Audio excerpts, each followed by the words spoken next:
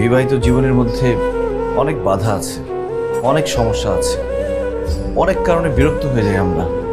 কিন্তু তারপরও বিবাহিত জীবনের মধ্যে একটা সুখ আছে, শান্তি আছে, রহমত আছে, বরকত আছে।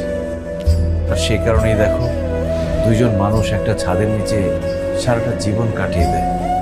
আমি কিছুদিন অবিবাহিত হয়ে দেখেছি, এটা আসলে কোনো জীবন না। যখন ইচ্ছা ঘুমালাম, যখন ইচ্ছা ঘুম থেকে উঠলাম, যেটা ইচ্ছা করলাম, যেখানে খুশি গেলাম।